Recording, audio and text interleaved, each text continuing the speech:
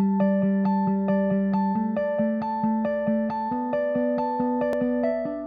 think if you looked at the female species over a lifetime of female species, you would find that they have always had more on their plate. They've always dealt with raising the family, whether work would have been described differently as just being at home and keeping the fire going, or making dinner and getting into the neighbors or the church or the religion or whatever else.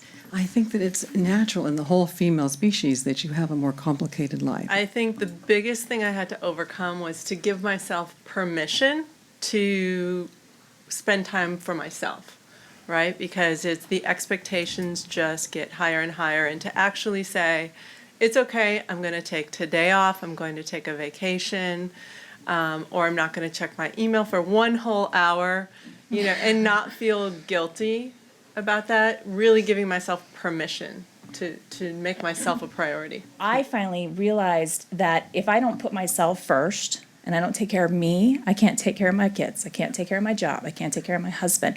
And then 9 weeks later, my husband was killed. And it really brought it full circle for me. You have to take care of yourself, because if you're not happy here, you can't be happy everywhere else. Perhaps maybe one of the ways to think about it is that we used to only live to be, 30?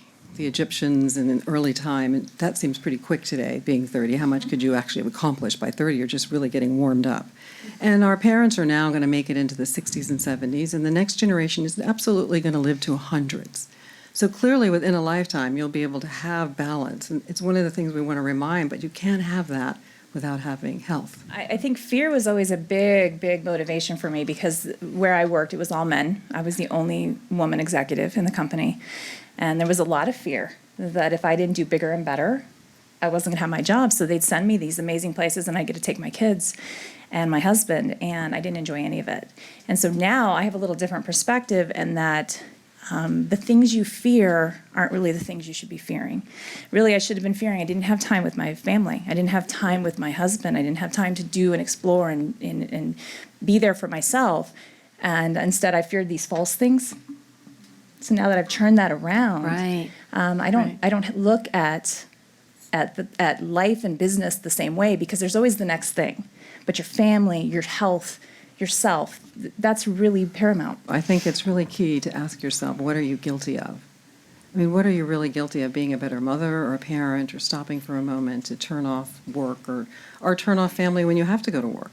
Where you are, by asking that question, why would you be guilty about taking time for yourself? You have to.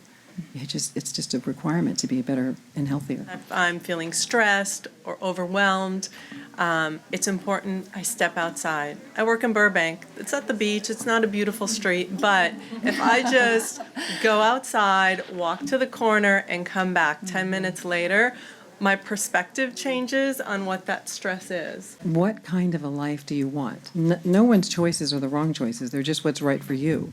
Right. Do you want to have a life that you can have a career and do something that would be really incredible and leave a mark on that career? It just is about the choices you make. Just imagine in your mind, as your life is progressing, it's easy to say it when it's halfway done, but you just have to say, this is where I want my life to go. Mm-hmm.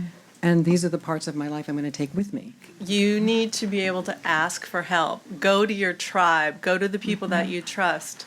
Ask for that help and give it in return. A good leader has to have support under them to be a good leader. You cannot do it all yourself. And if you delegate to someone and they don't understand the project and don't understand what you wanted to get done, then you have to figure out where were they in the pipeline on the skill set. They weren't ready for that delegation. And no, you might not want to delegate them that again. Maybe they're better in something else. Some people look at my calendar and it'll say, you have a meeting scheduled here. What is that meeting? And I'll say, it's a meeting for me. I need that 1 hour to do whatever it is I need to do to be a better leader in the company. So schedule it. Don't feel guilty about it, because you're going to come out of that being a better mother or a better leader or a better teacher. I would go and I'd run, and I would joke to the people in the neighborhood that I had Tourette's, because I would scream at the top of my lungs. But I was empowered, and I would come back full of those happy endorphins and the dopamine and all those important things that we all need, whether we're grieving or not. And it was like I could make it for one more day. Just that time, that 1 hour to myself gave me one more day of sanity. And then I did it again the next day. And 6 years later, I do it again every day. Yeah. For my sanity, I don't do it for this so much as I do it for this. You don't have to worry about kids or job or family or aged parents. Just for a moment, start to think about yourself, because that's what will make you better. You will be a better person and healthy. And there is no question.